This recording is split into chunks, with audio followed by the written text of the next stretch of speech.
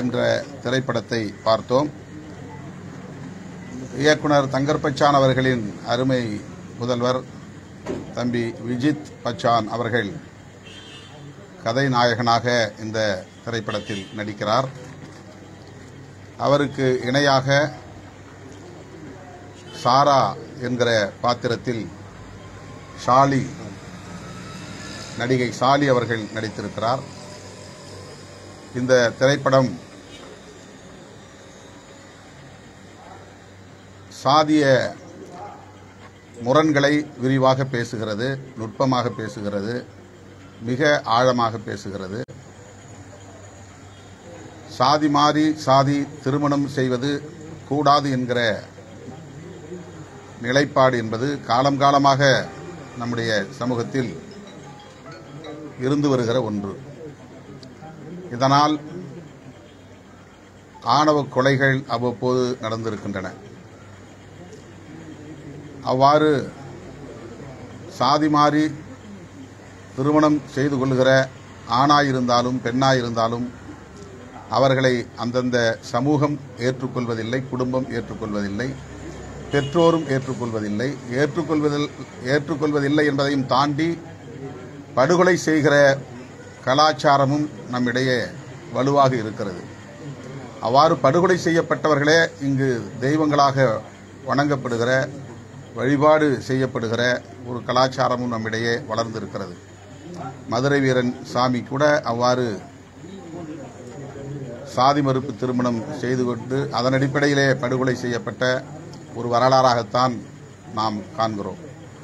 அப்படி தென் மாவட்டங்களில் முத்தாளம்மன் வழிபாடு இன்றைக்கும் இருக்கிறது. அந்த முத்தாளம்மன் என்கிற தெய்வமும்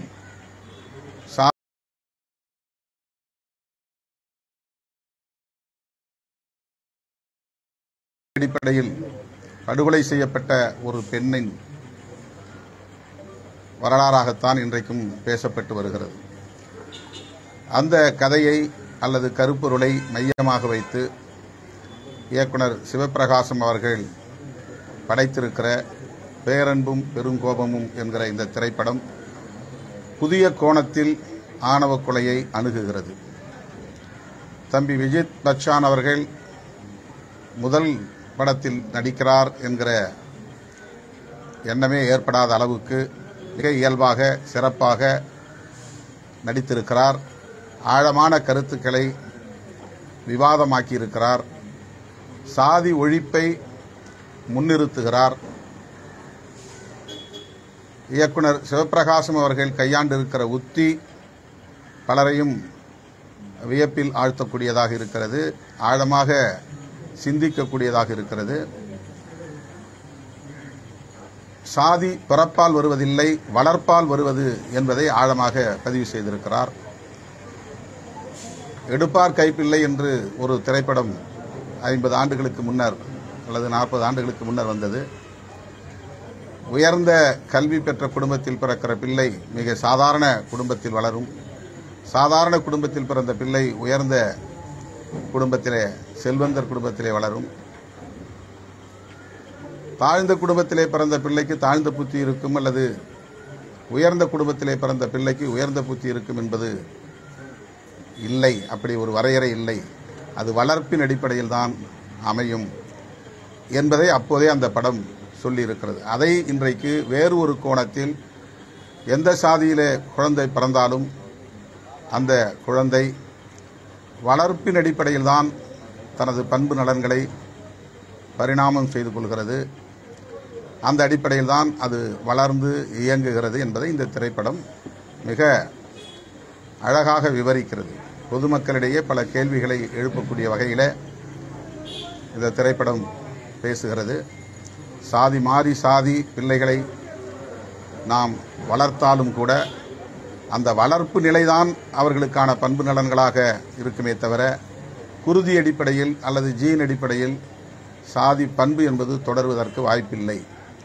வேறு பண்பு நலன்கள், அறிவு சம்பந்தமான, ஆற்றல் சம்பந்தமான பண்பு நலன்கள் குருதி வழியே தலைமுறைக்கு தலைமுறை புலம்பெயர்வது உண்டு, பரிணாமத்தில் அது இடம்பெயர்வது உண்டு. ஆனால் சாதி என்பது இடையிலே நாம் சமூக கட்டமைப்பின் ஒரு மேல் கட்டுமானமாக வளர்த்திருப்பதனால், அது ஒரு கலாச்சாரமாக வளர்த்திருப்பதனால் அது குருதி வழியே போகாது என்கிற ஒரு செய்தி. அதே நிலையில் இந்த சாதியை நாம் கட்டி காப்பாற்றக்கூடாது. அது அழித்தொழிக்கப்பட வேண்டிய ஒன்று. அது சமூகத்தின் மேம்பாட்டுக்கு மிக பெரும் முட்டுக்கட்டையாக இருக்கிறது. ஆகவே சாதிய முரண்களை நாம் விரிவாக விவாதிப்போம். அதை களைந்தெறிய அல்லது அழித்தொழிக்க முனைவோம் என்கிற செய்தியை சொல்லுகிற ஒரு திரைப்படமாகத்தான் பேரன்பும் பெருங்கோபமும் என்கிற திரைப்படம் இன்றைக்கு திரைக்கு வருகிறது. 5ஆம் தேதி உலகநாயகன் கமல்ஹாசன் அவர்களின் திரைப்படம் வெளிவருகிற அதே நாளில் தம்பி விஜித் பச்சான் அவர்களின் திரைப்படமும் வருகிறது. அந்த படத்தை நான் பார்க்கவில்லை, இந்த படத்தை நான் பார்த்திருக்கிறேன். இந்த திரைப்படம் என்னை வெகுவாக ஈர்த்திருக்கிறது.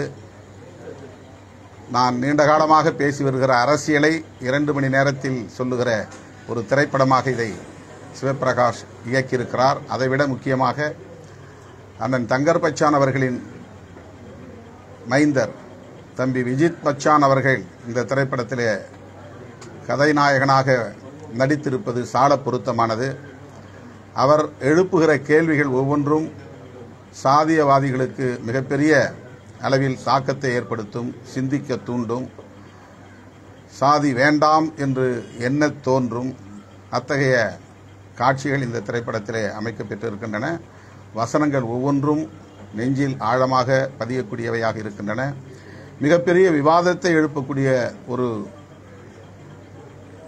திரைப்படமாக இந்த திரைப்படம் அமையும் என்று நான் பெரிதும் நம்புகிறேன். இயக்குனர் சிவபிரகாஷ் அவர்களை நான் நெஞ்சார பாராட்டுகிறேன். தம்பி விஜித் பச்சான் அவர்களை மனமாற பாராட்டுகிறேன். அதில் பல பாத்திரங்களை ஏற்று நடித்திருக்கிற, குறிப்பாக கதாநாயகியாக வருகிற ஷாலினி அவர்களும் மிகச்சிறப்பாக இந்த திரைப்படத்தை தனது பாத்திரத்தை நடித்திருக்கிறார். அதேபோல ஒவ்வொரு பாத்திரத்தையும் பாராட்டுகிற அதே வேளையில் இந்த திரைப்படத்தின் உயிரோட்டமாக இருப்பது இசைஞானி இளையராஜா அவர்களின் இசை.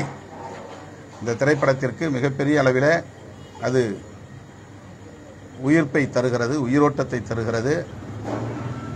அந்த இசையே இந்த படத்தை வெகு மக்களுக்கு கொண்டு போய் சேர்க்கும் என்று நான் பெரிதும் நம்புகிறேன்.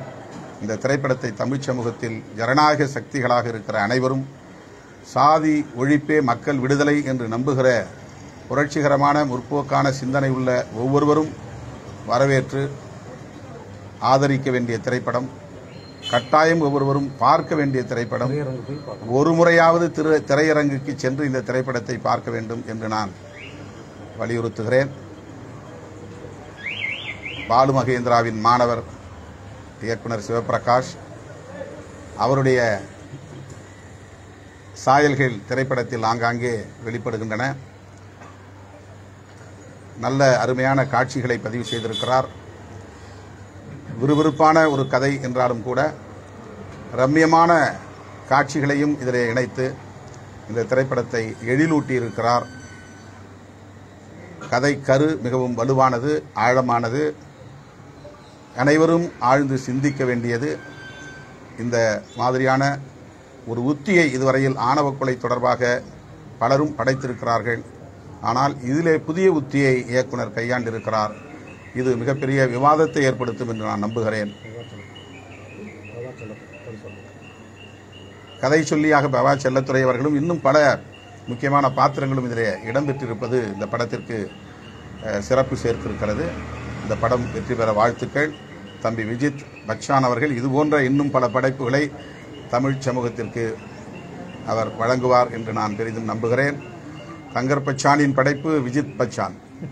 ஆகவே அவரை போல ஒரு புரட்சிகரமான பார்வை அவரிடத்திலே இருப்பதை, ஏனென்றால் இந்த மாதிரியான படத்தில் நடிக்க ஒப்புக்கொள்வதும் அந்த வசனங்களை பேசுவதும் கருத்தியல் ரீதியாக உடன்பட்டால் மட்டும்தான் முடியும். இயக்குனர் சிவபிரகாஷ் என்ன சிந்திக்கிறாரோ அதை அப்படியே வெளிப்படுத்தியிருக்கிறார். மிக அருமையான ஒரு திரைப்படம். இயக்குனர் சிவபிரகாஷ் அவர்களையும் தம்பி விஜித் பச்சான் அவர்களையும் நான் நெஞ்சார பாராட்டுகிறேன். ஜனநாயக சக்திகள் அனைவரும் இதனை வரவேற்க வேண்டும். திரையரங்குக்கு சென்று இந்த திரைப்படத்தை வெற்றி பெறச் செய்ய வேண்டும் என்று கேட்டுக்கொள்கிறேன்.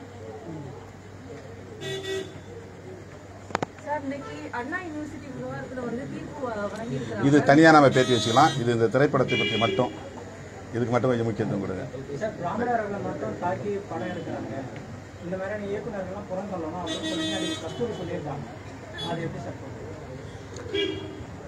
பிராமணர்களை தாக்க வேண்டும் என்பது யாருடைய நோக்கமும் இல்லை. பெரியாருக்கு கூட அது நோக்கம் இல்லை. சாதிய கட்டமைப்பை தகர்க்க வேண்டும் என்று எண்ணுகிற போது பார்ப்பனியம் என்கிற கருத்தியலை விமர்சிக்க வேண்டியிருக்கிறது. அது தவிர்க்க முடியாததாக மாறுகிறது. இதிலே கூட சாமி பெரிதா சாதி பெரிதா என்கிற ஒரு விவாதத்தை கதாநாயகன் முன்வைக்கிறார். சாமியையும் சாதியோடு பொருத்தி பார்க்கிற ஒரு பார்வை நம்முடைய கலாச்சாரத்தில் இருக்கிறது. இந்த குலதெய்வத்தை கும்பிட்டால் இந்த சாதி என்று தெரிந்து கொள்ளக்கூடிய அளவுக்கு நம்முடைய கலாச்சாரம் இருக்கிறது. சாதியை தெரிந்து கொள்வதற்கு என்ன சாமி கும்பிடுறீங்கன்னு கேட்பாங்க. அப்ப சாமிக்கும் சாதியை இங்கே வைக்கிறார்கள். ஆகவே சாதி என்பது எல்லா நிலைகளிலும் வேரோடி போயிருக்கிறது, வலுவாகி இருக்கிறது. அதை எதிர்த்து பேசுகிற போது இந்த கருத்தியலின் மூலவர்களாக இவர்கள் இருக்கிறார்கள் என்கிற அடிப்படையில் விமர்சிக்கப்படுகிறார்களே தவிர அவர்களுக்கு எதிரான வெறுப்பை பரப்ப வேண்டும் என்கிற நிலைப்பாட்டில் யாரும் அப்படி செய்வதில்லை. இதை முதலில் அனைவரும் புரிந்து கொள்ள வேண்டும். சனாதன எதிர்ப்பு என்றாலே இந்த சாதிய கருத்தியலை எதிர்க்கிறோம் என்றுதான் பொருள். அதைத்தான் பெரியார் பார்ப்பனிய எதிர்ப்பாக, அம்பேத்கர் பார்ப்பனிய எதிர்ப்பாக அடையாளப்படுத்தினார்கள். பார்ப்பனர்களுக்கு எதிரான அரசியல் அல்ல, அந்த கருத்தியல் தான். சாதிய கட்டமைப்பை உடைச்சு வரணும்னா தந்தை பெரியார் அந்த காலத்துல அவ்வளவு போராடி இருக்காரு. திராவிட கழகம் இப்போ அந்த அளவுக்கு நீங்க நல்லபடியா நடக்குதுன்னு நினைக்கிறீங்களா? உடல்நிலை சரியில்லாத போது கூட பெரியார் அந்த அளவுக்கு செயல்பட்டாரு. திராவிடர் கழகம் செயல்படுகிறதோ இல்லையோ, அது செயல்பட்டுக் கொண்டிருக்கிறது என்பது ஒரு புறம். ஆனால் அந்த கருத்தியலை திராவிடர் கழகத்தையும் தாண்டி எங்களை போன்றவர்களும் நாங்கள் முன்னெடுக்கிறோம். தங்கர் பச்சான் அவர்களும் விஜித் பச்சான் அவர்களும் சிவபிரகாஷ் அவர்களும் பேசுகிற அரசியல் பெரியார் அரசியல் தான். கதைநாயகர் இந்த படத்திலேயே ஒரு இடத்தில் சொல்லுகிறார், பெயரை சொல்லாமல் சொல்லுகிறார். கடவுள் வேண்டாம் என்று அவர் சொன்னது கடவுள் மீதுள்ள வெறுப்பு அல்ல, சாதிக்கு மூலமாக இருப்பது மதமும் கடவுளும் என்கிற ஒரு நம்பிக்கை தான். ஆகவே சாதியை ஒழிக்க அவர் பேசினார், போர்க்குரல் எழுப்பினார். அது கடவுள் மறுப்பாக வெளிப்பட்டிருக்கிறது என்ற கருத்தும் இந்த திரைப்படத்திலே பதிவாகி இருக்கிறது. எனவே பெரியார் இயக்கம் என்பது திராவிடர் கழகம் மட்டுமல்ல. பெரியாருடைய அரசியல் பேசக்கூடிய ஒவ்வொரு தனிநபரும் பெரியார் இயக்கம்தான். தொடர்ச்சியாக படங்கள் இந்து சமுதாயத்தில் இருக்கிற சாதிய கட்டமைப்பு பத்தி மட்டுமே நிறைய பேசிட்டு வராங்க. கிறிஸ்துவம் மற்றும் இஸ்லாமியர்கள் சாதி அமைப்பு இல்லாட்டாலும் ஒரு சில விஷயங்கள்ல வேறுபடுகிறது. எக்ஸாம்பிளுக்கு பெண்களுக்கான உரிமைகள் கொடுக்கிறது குறைவுதான். கிறிஸ்டியானிட்டியில சாதிகள் ஊடுருவி இருக்குது. இந்த மாதிரி விஷயங்கள் எந்த அளவுக்கு பேசப்படணும்னு நினைக்கிறீங்க? இல்ல, எங்கே சாதி ஊடுருவி இருந்தாலும் வேரோடி இருந்தாலும் அதற்கு எதிராக நாம் பேசுகிறோம். அது கிறித்தவத்தில் இருந்தாலும் அங்கேயும் சாதி ஒழிய வேண்டும் என்பதுதான் நம்முடைய கருத்து. கிறித்தவத்திலே சாதி வாழட்டும் என்று நாம் யாரும் சொல்லவில்லை. ஆனால் நான் ஒரு கிறித்தவன் அல்லாதவனாக இருக்கிற போது கிறித்தவத்திற்குள்ளே புகுந்து நான் தாக்குதலை பெரிதாக நடத்த முடியாது. அதை கிறித்தவ மதத்தை சார்ந்தவர்கள் அதை பேச வேண்டும். அந்த மதத்துக்குள்ளேயே அதை ஒரு விவாதமாக்க வேண்டும். அதுதான் அங்கே எடுபடும்.